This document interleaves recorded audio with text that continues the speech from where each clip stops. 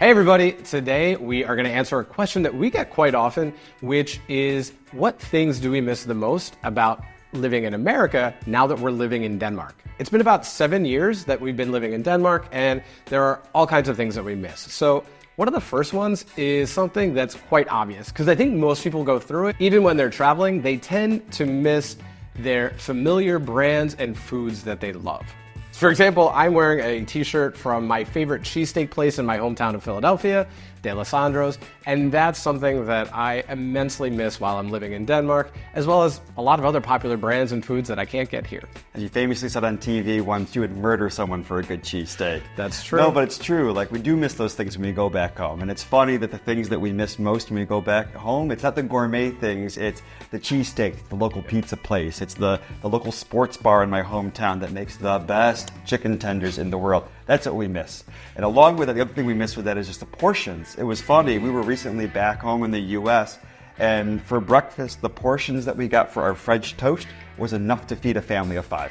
Yeah, we definitely left like most of it. They realized that we probably should have split a breakfast entree at this point, but it is something that we slowly have gotten used to. However, I will also say that if you're moving abroad, whether it's to Denmark or somewhere else, these things do fade over time. Sure. I find that the things that I craved so bad and wanted as soon as I got off the plane, like a lot of Danes do and get a Danish hot dog when they're in the airport, I get that less and less every time that I go back. Now, there are some things that I always want, but it just gets easier and easier to live abroad without these kinds of things like food. It's more like the novelty that you go back for, is to get that little taste of home, as opposed to having that craving, that itch that you have to scratch in that way. Yeah, and another thing that we discovered that we miss a little bit is just the whole kind of shopping and consumer thing. It's kind of funny to go back and go into a grocery store, which in the US is typically the size of a medium-sized warehouse. In Denmark, it's more of a dollhouse. Yeah, kind of in that way. And you get, in Denmark, maybe you get 2 brands of chips, and in the US, you get an entire aisle that runs for about 100 meters of different chips that are out there. So it's one of those things that getting that sense of just all the options that you have, it's gotten a little bit overwhelming the longer that we've lived abroad too. Yeah, I hear that from people a lot, especially when I share stories and things like that, of just kind of that overwhelm, I think, is pretty common, that a lot of people from the US that move to Denmark kind of feel that when they go back or enter a store. I will say, though, I would love something in between. I think you're right. The stores are a bit smaller here. We've done a video on the grocery stores in Denmark, and a lot of people secretly agreed with us that they could use some upgrades, not just in the size and selection, but, in general, some more options would be good. Yeah. And something in between, though, that would be the best. That one hasn't quite faded as much as some of the foods. Agreed.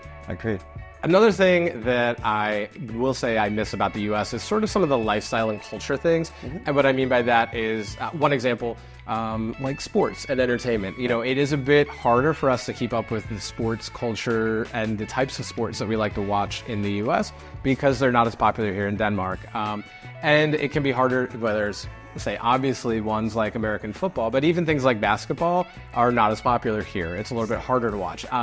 But it's also a nice way, giving us the opportunity to get into a little bit of some of the Danish sports, like handball has been really cool.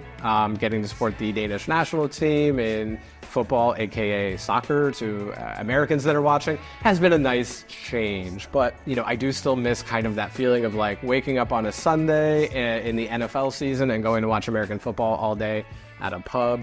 Again, have some of the foods that come with it, some wings or a cheesesteak, and just sort of spend the day watching football, having a fantasy football team. Those things I really do miss even after 7 years of being here. Yeah, and with the sports, part of it is the time difference. Both of us loved baseball when we lived in the U.S. watching it. The games are all at night in the U.S., so they're starting off at 1 or 3 or 4 o'clock in the morning here. It's funny, we went to see the Philadelphia Phillies, the Philadelphia baseball team, play in London this year, and literally we knew exactly one of the players on the team. Yeah. We're just that far removed from this, where it would be everyday life if we were still in Philly. The other fun part has been, as you stay with the soccer, it's been really fun to watch the European Championships because now instead of it just being a novelty on TV, you get to watch in the middle of the day. We literally have friends from half the countries that are playing, and we've been to these places, so we have opinions when Albania is playing or when Germany is playing. It's a super fun way to enjoy it.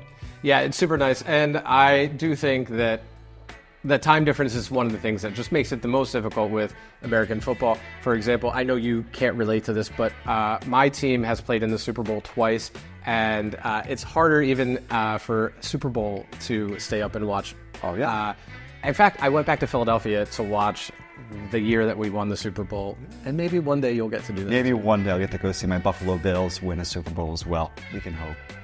The other thing that we miss when we go back, it's the sense of holidays. I mean, it's while you can still celebrate the holidays when you're abroad, and then it can be fun, like we've had 4th of July parties, we've had Thanksgiving dinners, there's nothing like being home for a holiday. We recently got to go back to celebrate the 4th of July with family.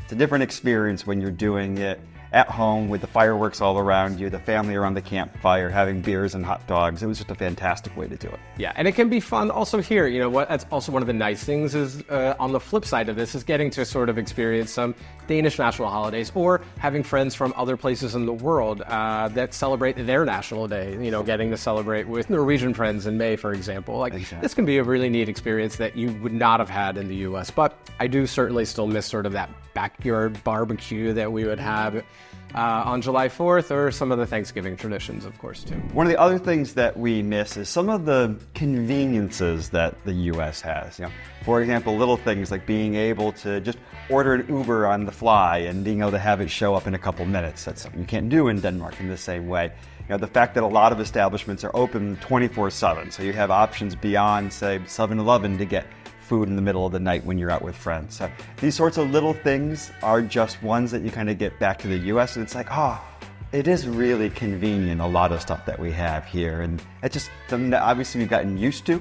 Here in Denmark, we've gotten used to when stores close, you're getting used to kind of the hours that things operate in that. But the fact that U.S. can be a 24/7 culture sometimes is just nice. Sure, and I definitely understand the rationale and the fact that you want people to have those evenings off and to be home with their family. And it's certainly not as bad as some parts of Europe or other places in the world where everything is closed on a day of the week, like on a Sunday, for example. You know, it is nice that, you know, in Denmark we still can do some shopping on a Sunday, but I have had many times where friends have come to visit, for example, arrived in an evening flight, kind of taking their time getting to and from the airport, arrive at 9 and think, oh, you know, I'll just shower and then go out and get something to eat. And I'm like, where? Yeah. You're not going to be able to get something to eat at 9:30, 10 o'clock. It's going to be kebab or taquitos at that hour. Yeah, which is fine. That's okay. The other thing that we noticed that we missed is, obviously we love not having a car. We enjoy living in the city and being able to walk or bike or use public transport. But sometimes just having that car in those wide open spaces is kind of nice. Yeah. We got to rent an SUV last time that we were home, and just, you know, I get it. It's easy to make fun of Americans in the big cars, but you know what? When you have a bunch of crap to pack into the car, or we want to have our nephews with us in the car, it's just nice to go big. Yeah. And, you know, I certainly don't miss driving. Oh, no. Every day, no. But it is kind of nice having that feeling, and you know, going on a road trip. I think a lot of people do that maybe for a summer holiday and things like that. It can be nice.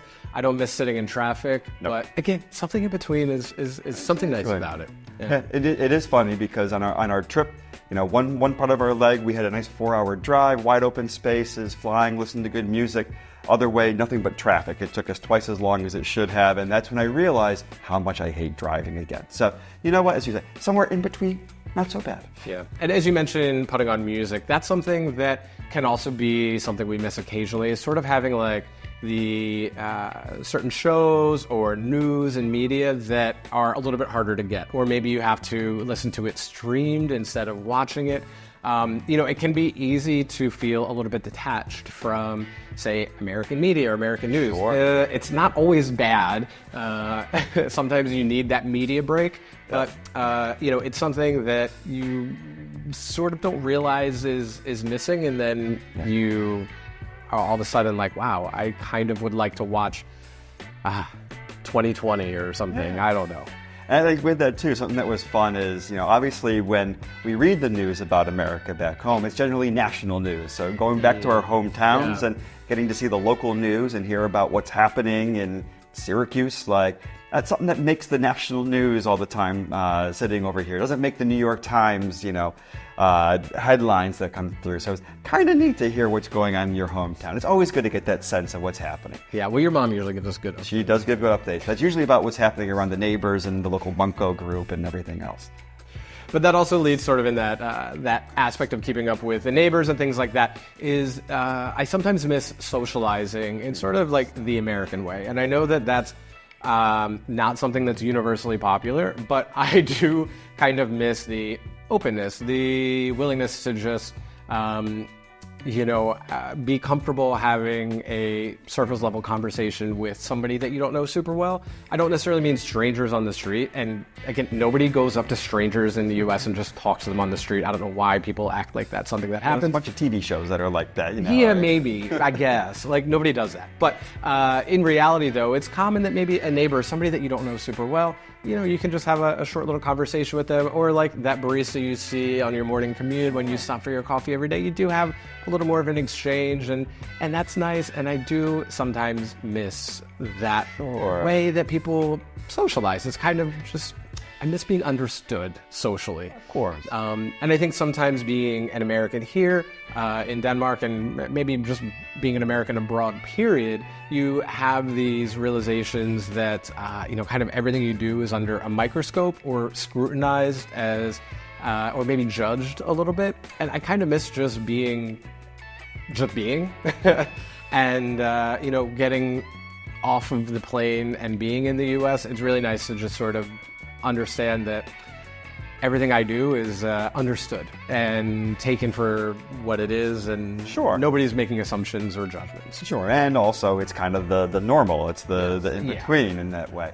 And kind of with that too, is on the communication side, obviously we're lucky that our mother tongue is the world's language, but one of the things I think surprises both of us when we go back home is just the sense that now you can understand every conversation around you. I think, this is something living in Denmark and being in Europe. If it's these are languages that we barely speak, if at all, and so you kind of tune out the conversations around you because you don't want to put that energy into understanding what's being said. Whereas when it's your native tongue, you hear everything. You hear the table behind you in the diner. You hear what that person in the bus is talking about. You hear every conversation, and it's almost overwhelming. Yeah, I would say it takes me a little time to buffer. It takes me a little bit of time to get used to understanding everything going on around me.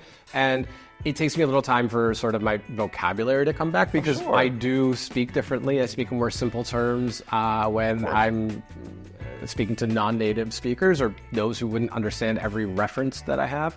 And it takes a little time for that to come back in the US. I feel like the first few days when I do go back to the States, I have a little bit of reverse culture shock, and I'm almost in sort of a shell. I'm not a very introverted person, but I kind of feel a bit introverted, and it's just something that I get used to on those trips now. But the challenge with that too is that in many ways also all of our references are frozen as of 2017.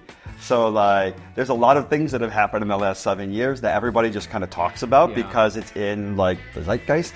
And we're kind of lost because we don't live there no more. And so we don't get that reference that everyone's just laughing about. And we kind of feel like the foreigners in the conversation. Yeah. Like we don't fit in anywhere anymore. Right. And that's just life now. Out of the experience.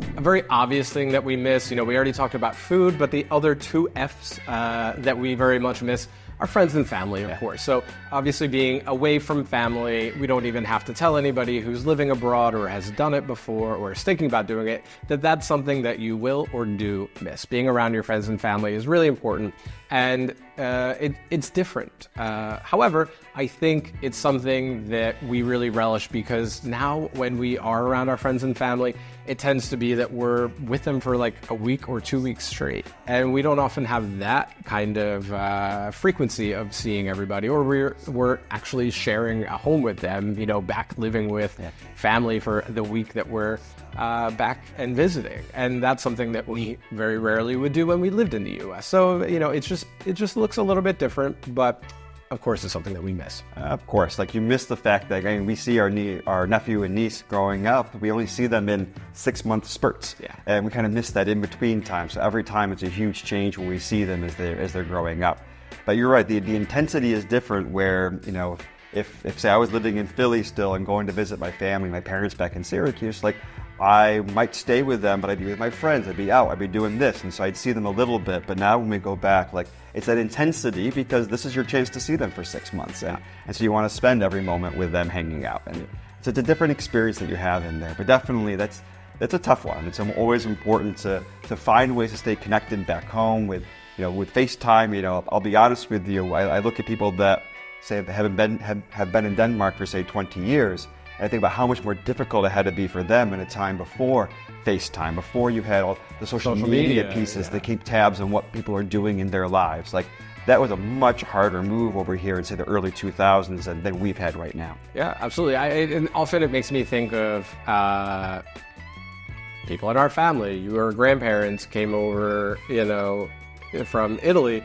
My great-grandparents came over from Poland. I got to know my great-grandmother when I was very young, and I was sometimes like, there's this old lady that speaks Polish, and I don't know how to communicate with her. But she came over to the U.S. and only had to write letters. I think of the fact that obviously I've done the reverse transition, but the fact that I can just pick up my phone and see and speak to in real time my family, that's so different than the experience that they had when they moved to the country. So I think that I'm very grateful for that, and I think it's something that is nice to kind of keep front of mind that we're pretty lucky to live and be doing this in this day and age. Absolutely. At the time, I'm able to know my mom's score on Wordle every single day of the year. One of the things that we also miss is just that familiarity with various amenities, just knowing how things work all the time. One of the thrills and challenges of living abroad is that the ways that you learned how to do things when you were a little kid, whether it's how to mail a letter, how to interact in a restaurant, different things like this, you have to learn all over again in a new place because the customs, the way things work are totally different. So it's nice to go back home and just turn your brain off for the days that you're there. You know how things work, you know how to operate with everything, just everything is familiar to you, you know how they operate, and it's just nice to turn your brain off for a few days. Yeah, it's something that we've talked about many times on the podcast and on our channel, but you really do have to learn a lifetime of how to do things in a very short period of time in a condensed way when you first move to a new country, especially like Denmark. And of course, many countries have a lot of unwritten rules. There are many in Denmark that are societal rules that you have to learn. Like, why did I make everybody mad on the bus today? Oh, that's why. And you sort of learn these things that you picked up the knowledge of over decades in a very short period of time, and that can be very intense and emotionally draining. So it's really nice to kind of, as we alluded to, be back in an environment sometimes and kind of miss being in that environment where I sometimes feel like I've said this, I sometimes feel like I'm like a salmon, swimming upstream, and then I can finally just relax when I am back in the U.S. and understand everything. Of course. But until then, in these times in between, it can feel very much like I'm just exhausting myself and not getting anywhere. Exactly. But of course, along the way, we've definitely picked up a lot of really nice Danish habits as we've unlocked certain things and certain traits about living here, and they've definitely had an impact on us, and we're appreciative of those. So if you want to learn more about the Danish habits that we picked up while living here and how they have enhanced our life living in Denmark, you can watch this video right here, and keep it right here. Thanks for watching, everybody. Hi.